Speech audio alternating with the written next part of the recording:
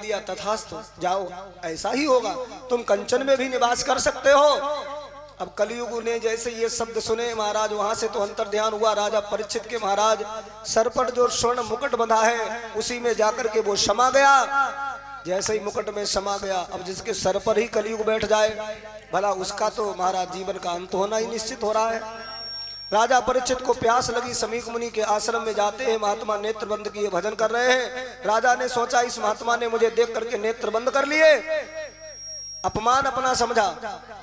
एक मरा हुआ सर्प पड़ा था, धनुष कोटी से उठा करके उस मुनि के गले में लपेट दिया। अश्व पर सवार हुए, जैसे ही अपने गृह में आते हैं तब तक महाराज कौशिकी नदी से स्नान करके महामुनि श्रृंगी आ जाते हैं। अपने गुरु जी के गले में मरा हुआ परा सर्प देखा, हाथ में जल लेकर के भयंकर श्राप दे डाला, जिस किसी घमंडी राजा ने मेरे पिताश्री के गले में मरा सर्प डाला है, हम उसे श्राप देते हैं कि यही नाग तक्षक उसे 7वें दिन डस लेगा और उसकी मृत्यु हो जाएगी। ये भयंकर श्राप लगा।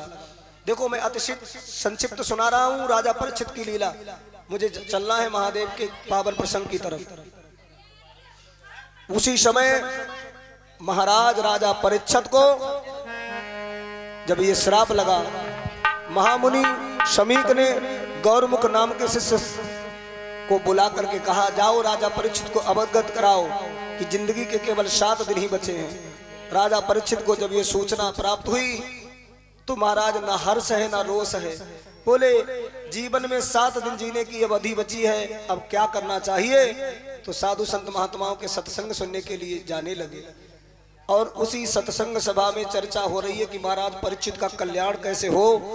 तो महाराज श्री सुखदेव जी का आगमन होता है और सुखदेव जी जब आते हैं तो सारे ऋषि मुनि उठ करके स्वागत करते हैं और कहने लगे, परीक्षित तुम्हारा कल्याण हो जाएगा, क्योंकि तुम्हारे इस सत्संग की सभा में महामुनि सुखदेव जी का आगमन हुआ है परीक्षित, अब तुम्हारा कल्याण निसंदेह निश्चित है। राजा परीक्षित ने सुंदर सा महाराज आसन लगा दिया और विराजमान करा दिया महाराज सुखदेव जी को और एक प्रश्न पूछ दिया, क्या? हे महाराज, आपके आने से मेरा जीवन धन्य है, मुझे ये बताओ जिसके जीवन के केवल 7 दिन ही बचे हों उसे क्या करना चाहिए, उसे भगवान अपनी शरण में किस प्रकार ले सकते हैं, कोई तरीका बता दीजिए। अच्छा, वहां पर जितने ऋषि मुनि बैठे थे वो क्या बोले, अब भाई गुरु जी को आओ तो बैठ के देर ना ही भाई और प्रश्न पूछ दो है? अरे पहले आरती करते, पूजा करते, पुष्पमाला से स्वागत करके चंदन तिलक लगाते, उसके बाद ही प्रश्न पूछते हैं। ये कोई तरीका है महात्माओं से एकदम प्रश्न कर दो। परीक्षित महाराज ने कहा, जय ठहरे महात्मा, देखो साधु संत और सांड सिर्री, इनको महाराज को ठिकाना होना हो तो कितनी देर बैठे हो, कितनी देर उठ के चल दे, है ना? इनका कोई ठिकाना नहीं है, जा सकते हैं। अच्छा, महात्मा को रोकना है तो क्या करोगे? क्या करोगे? महात्मा तो हाथ जोड़ो कुछ भी करो, रुकेगा नहीं, क्योंकि वो निर्मोही होता है। महात्मा को यदि रोकना है तो धीरे से बैठ जाए, वो हाथ जोड़ के एक प्रश्न पूछ दे, गुरुजी आजकल मेरे भजन में मन ना लगते है, कोई तरीका बताओ। अच्छा गुरुजी, वो वहां पर रामचंद्र जी ने ऐसा क्यों किया था, बाली को छिप करके क्यों मारा? अब तुमने छोटा सा प्रश्न पूछा, महात्मा ठहर गया, अगर उसे ज्ञान है अब बता। ऐसा नहीं बेटा, ऐसे किया था, अब घंटा भर हुई महात्मा जानो को नाम ही ना लो, खूब बनवाओ, पूरी खवाओ, सेवा कर ले, क्योंकि तुमने प्रश्न पूछ दिया, वो प्रश्न के चक्कर में बैठ गया और तुम्हें पूरा उत्तर समझा के जाएगा, है ना? और कोई महात्मा ज्ञानी विद्वान मिल जाए तीर्थ में मिले, चाहे तुम्हारे घर पर आ जाए, तो उससे जा मत पूछो, गुरुजी मेरा हाथ देख दियो।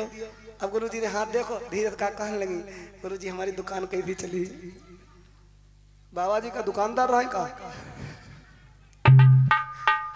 अरे भाई, किसी महात्मा से ये मत पूछो लल्ला हुई कि बिटिया हुई।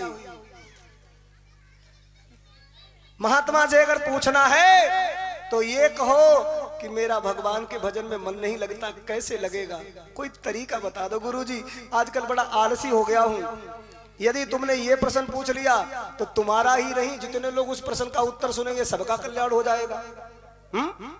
महाभारत में लिखा है अन्न के कण और समय के क्षण को कभी बर्बाद नहीं करना चाहिए। और कुछ लोग तो मुर्दा प्रश्न पूछत, किसी भी ज्ञानी से प्रश्न भी पूछो तो उसका कुछ अच्छा सा आंसर निकले, ऐसा प्रश्न पूछो। एक जगह हम गए कथा कहानी, कथा करके जैसे महाराज नीचे बैठे, ऐसे महाराज बैठे थे काफी लोग। एक जने आए मेरे पास में, बोले गुरुजी एक प्रश्न है यहाँ पर पूछना। हमने बताओ भैया। कहने लगे महाराज बड़ा संकोच लगे, आप बताइए कि ना। तो हमने बताओ तो पूछो, तो कहाँ पूछोगे? तो कहने लगे 26 जनवरी का भाई।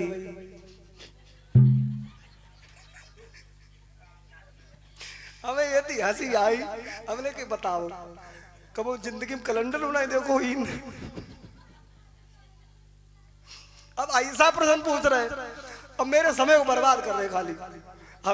हमको बड़ा क्रोध आया। मैंने कहा चले जाओ यहाँ से, 26 जनवरी कब आएगी? 15 अगस्त तक आएगी। हमने भी ऐसे ही बता दिया। अरे भाई 26 जनवरी है तो 26 जनवरी को आएगी या पहले ही आ जाएगी? ऐसे प्रश्न नहीं पूछने चाहिए। प्रश्न पूछो तो उसका कुछ अर्थ तो निकले। बोलिए सच्चे दरबार की जय, वृंदावन बिहारी लाल की जय। ध्यान देना। तो जब ऐसा प्रश्न सुना सुखदेव जी बड़े मुस्कुराए, बारे परीक्षित। अब इस प्रश्न से केवल तुम्हारा नहीं जगत का कल्याण होगा। मैं तुम्हें अब इसका विधिवत उत्तर दूंगा। अब इस प्रश्न से 7 दिन कथा चलती है। अब महाराज परीक्षित और सुखदेव आमने सामने हो पाए। अब जैसे ही प्रश्न का उत्तर बताने के लिए सुखदेव जी तैयार हुए, अब राजा परीक्षित बोले मेरो प्रश्न इन्हें सुन लो है, उत्तर बिना दे जाएंगे नहीं। अब थोड़ा इनको स्वागत कर दें, थोड़ा तिलक चंदन लगा दें, थोड़ा सा पुष्प मालाओं से स्वागत कर दें, आरती वंदना प्रार्थना करने लगे। राजा परीक्षित क्या बोले? हरि की कथा सुनाने वाले, हरि की कथा सुनाने वाले, तुमको लाखों प्रणाम, तुमको लाखों प्रणाम, तुमको।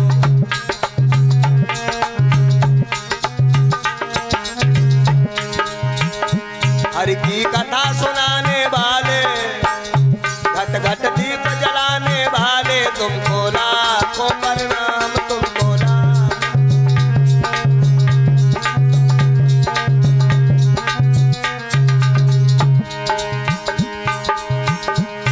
हमले विषयों का प्याला, जा रहे थे यम के गाला। हमले विषयों का प्याला, जा रहे थे यम के गाला। कथामृत पान कराने वाले, कथामृत पान कराने वाले, तुमको लाखों प्रणाम, तुमको लाखों प्रणाम, तुमको लाखों प्रणाम।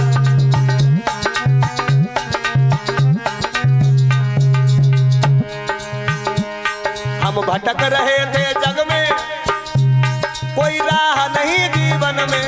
हम रहे थे भटके, कोई राह नहीं जीवन में। हम भटक रहे थे जग में, कोई राह नहीं जीवन में। हम भटक रहे थे जग में, कोई राह नहीं जीवन में। सच्चा मार्ग बताने वाले, सच्चा मार्ग बताने वाले, सच्चा मार्ग बताने वाले, तुमको लाखों प्रणाम, तुमको लाखों, तुमको लाखों प्रणाम, तुमको लाखों प्रणाम।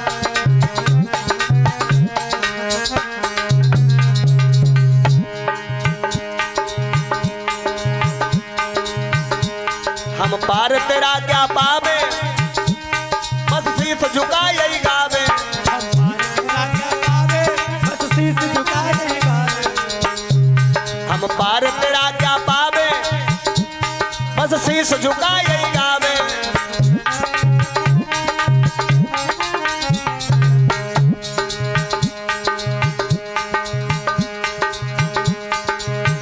घट घट दीप जलाने वाले, घट घट दीप जलाने वाले, तुमको लाखों प्रणाम, तुमको।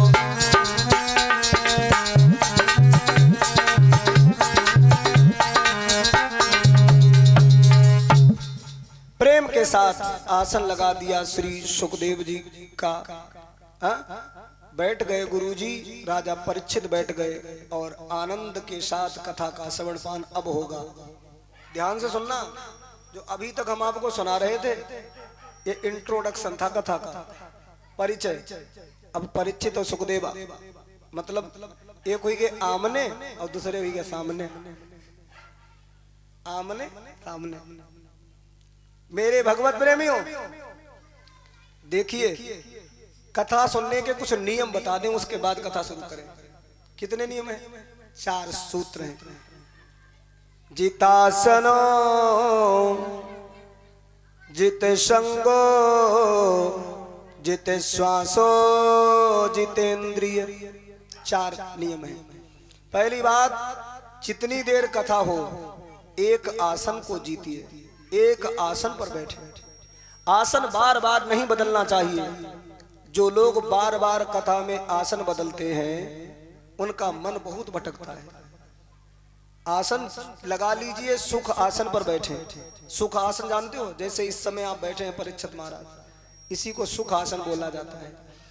सुख आसन एक होता है वज्रासन, जो महात्मा लोग लगाते हैं, वो हम लोग ज्यादा देर तक नहीं बैठ सकते।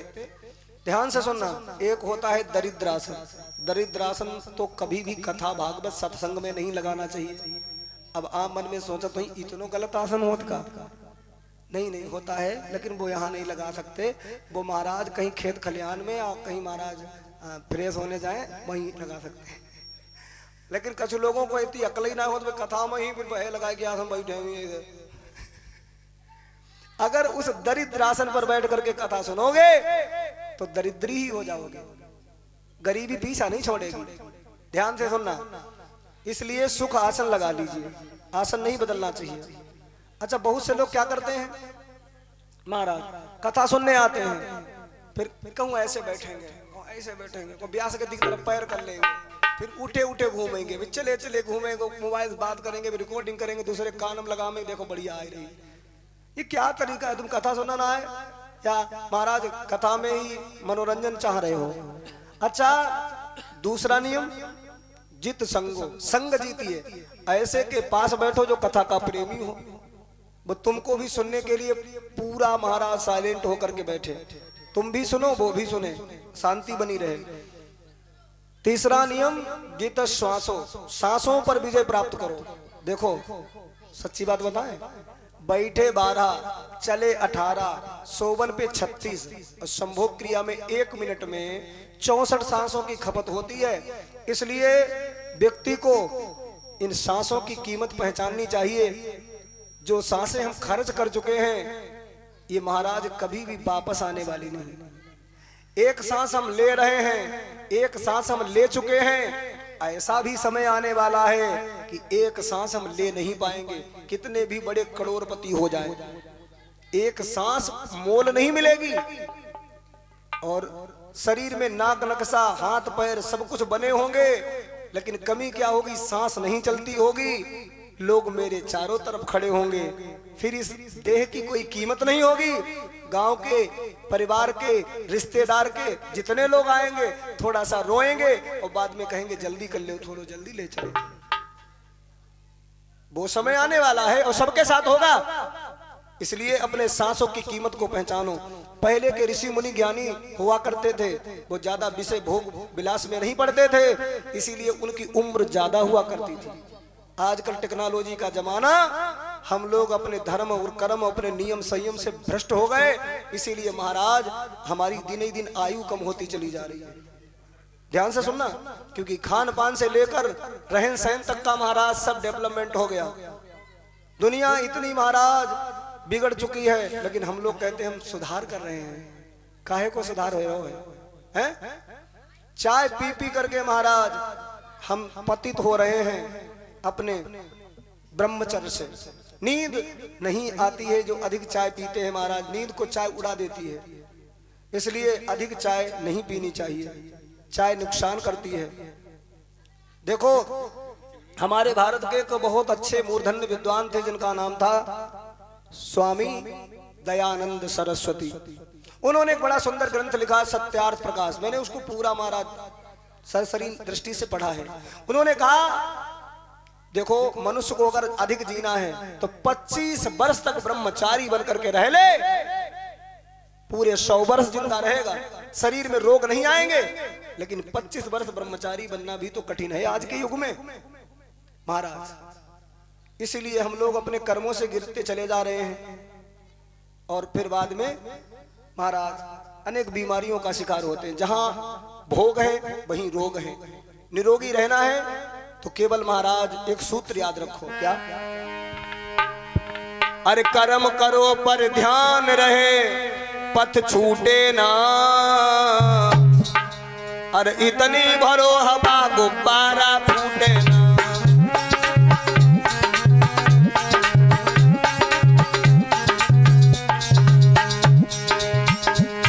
अरे कर्म करो पर ध्यान रहे, पथ छूटे ना।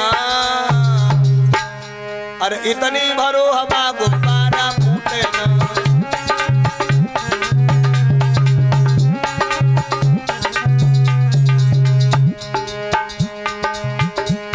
अरे हर कर्म के गर्भ स्थल में रहता हित अनहित अपना।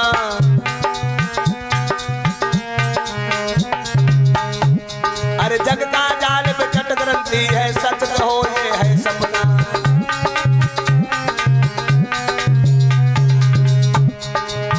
सहज में छूटे ना। अरे इतनी भरो हवा गुब्बारा फूटे ना।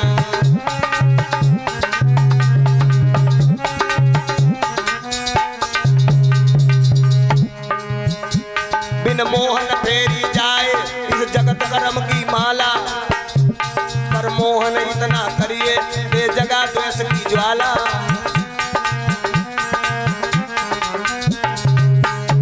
बिन मोहन फेरी जाए इस जगत कर्म की माला। पर मोहन इतना करिए ये जगह द्वेष की ज्वाला। निगाह तक उठे ना।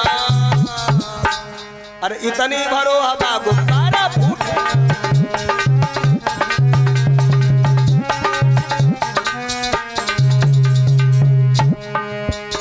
जब काम बीज सृष्टि का नर हो अकामी कैसे। जब काम बीज सृष्टि का नर हो अकामी कैसे। लेकिन रहने का तरीका बताया है। जैसे कमल का फूल 24 घंटा पानी में रहता है, परंतु पानी की एक बूंद अपने ऊपर टिकने नहीं देता। ऐसे ही हम घर परिवार में गृहस्थी आश्रम में रहें, लेकिन काम क्रोध लोभ मोह अहंकार हमारे सर चढ़ के ना बोलने लगे, इस पर कंट्रोल रखो। जब काम बीज सृष्टि का नर हो अकामी कैसे। जल में जो कमल का पुष्प रहे तुम रहो जगत में ऐसे।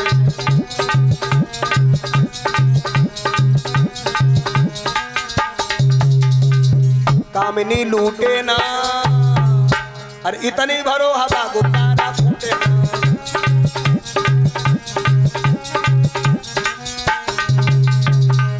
अति किसी की मत करो। अति का भलान बोलना, अति की भलीन चूप। अति का भलान बरसना, अति की भलीन धूप। मर्यादा बना करके रहो। इसलिए ये 4 सूत्र मैंने आपको दिए, अब आप समझ ही गए होंगे कथा किस तरीका से सुननी है। अच्छा, ये नियम किन पर लागू होते हैं? जो महाराज 15 वर्ष से महाराज और 50 वर्ष की महाराज आयु में आते हैं। क्यों? क्योंकि महाराज इनके लिए ये नियम कठिन है। ये आराम से महाराज निभाएं, जीवन को सॉलिड बनाएं। परंतु जो महाराज 60 वर्ष के ऊपर के लोग हैं, उनके लिए फिर ज्यादा नियम लागू नहीं हम करेंगे, क्योंकि वो बेचारे जैसे बैठ पावे तैसे बैठ के कथा सुने, क्योंकि उनकी हड्डियों में दर्द होने लगता है। अगर एक दिन ज्यादा नियम उन पर हम कस के लगाई दें, दूसरे दिन अभी नजरिए नहीं भाई कहीं हमें नहीं जी कथा पंडित जी हमें कथा एक ही आसन जकड़ाए बैठारे रख। तो बड़े बूढ़े के लिए थोड़ी छूट है। बोलो गोविंद भगवान की जय। अच्छा, कहते हैं श्री सुखदेव मुनि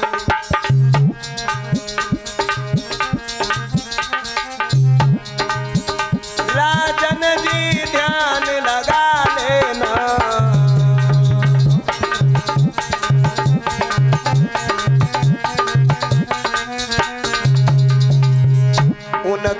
दीन बंधु परमेश्वर के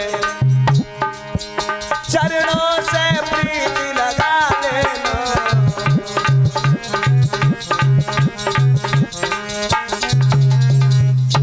होनी कैसे हो जाती है ये सबके लिए बताएंगे हैं? महाराज सुंदर सी पवित्र कथा का श्रवण पान करें।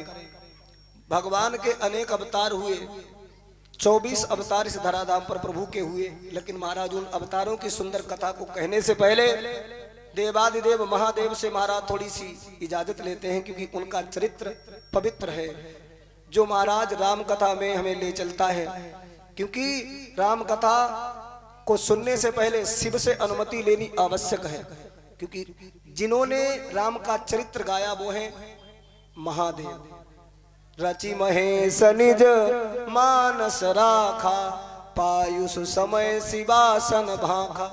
जब जब उन्हें समय मिलता है तो अपनी देवी उमा को सुंदर सा चरित्र श्रवण कराते हैं।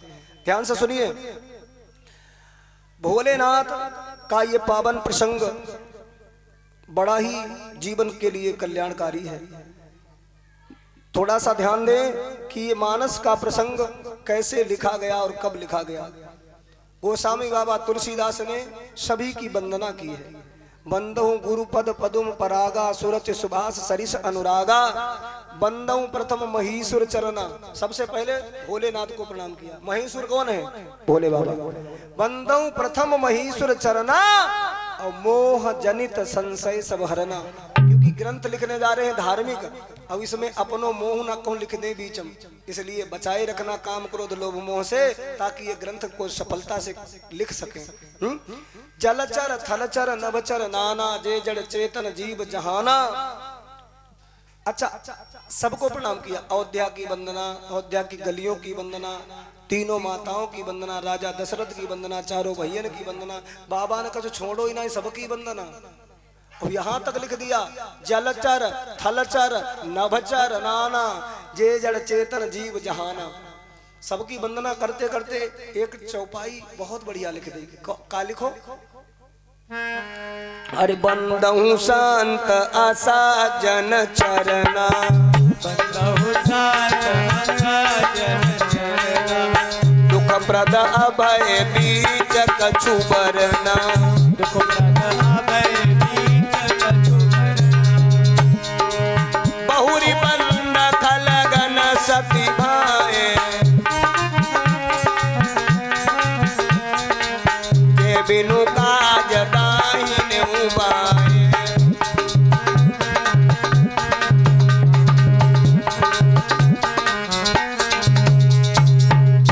बंदऊ संत असज्जन चरना। अरे भाई, सज्जनों की तब सब लोग वंदना करते हैं, लेकिन गोस्वामी जी ने लिख दिया असज्जन चरना, यानी असज्जनों के चरण छू करके वंदना करते हैं। बंदऊ संत असज्जन चरना, दुख प्रद अभय बीच कछु बरना।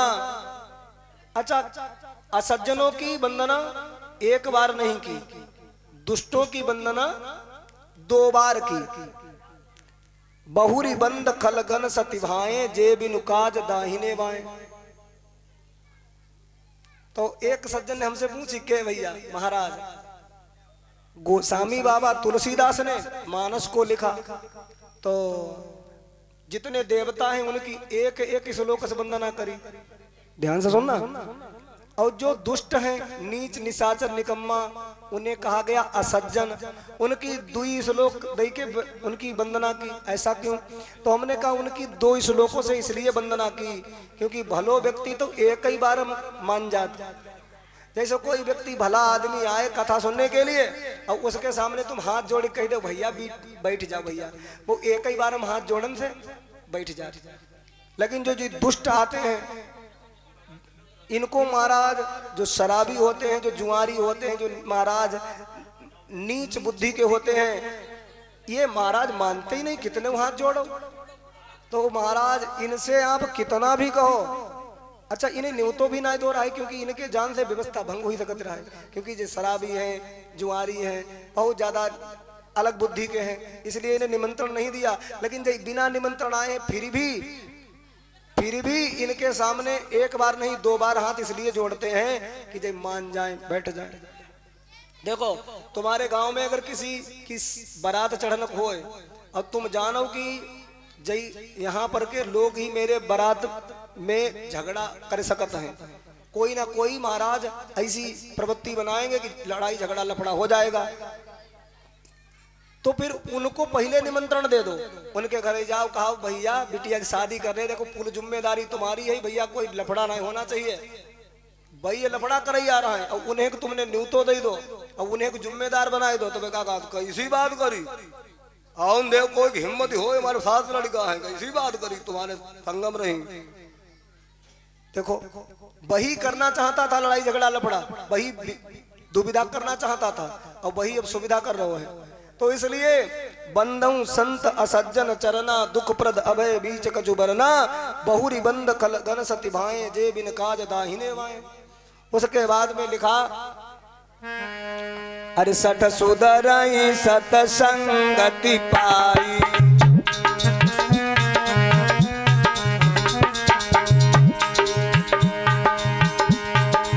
सठ सुधरई सतसंगति पाई, पारस परस कुधात सुहाई।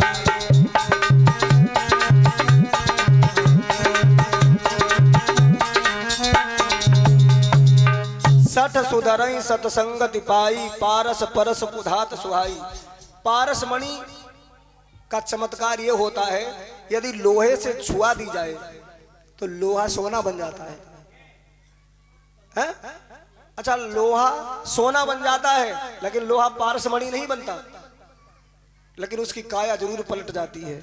ऐसे ही सत्संग एक ऐसी पारसमणि है जो सत्संग को सुन लेगा उसका हृदय बिना बदले रह ही नहीं सकता, उसके अंदर से काम वासना क्रोध का आवेश ये सारे महाराज निकल जाएंगे और वो एक महाराज भगवान का भक्त रह जाएगा। अच्छा कोई ये कहने लग जाए यहाँ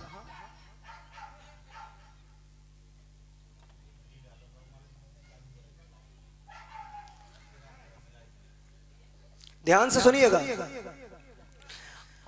अब हम पहली बार तो आपके यहाँ इस क्षेत्र में कथा करने आए, कोई यहाँ का श्रोता हाथ जोड़ के जा कहने लगे महाराज जी हमने आपको पहली बार मौका दो है, खूब बढ़िया कथा सुनाइयो।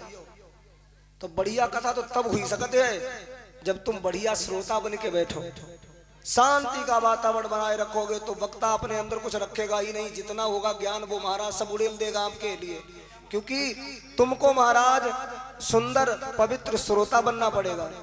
ऊसर भूमि में कीमती बीज नहीं डाला जाता भाई, बीज अगर कीमती है तो उसके लिए भूमि भी महाराज उपजाऊ होनी चाहिए, है ना। तो श्रोता वक्ता ज्ञान निधि कथा राम की गूढ़, श्रोता और वक्ता दोनों ज्ञान की निधि को तलाशते हो तभी प्रभु की कथा को गूढ़ रहस्य प्राप्त हो सकते हैं।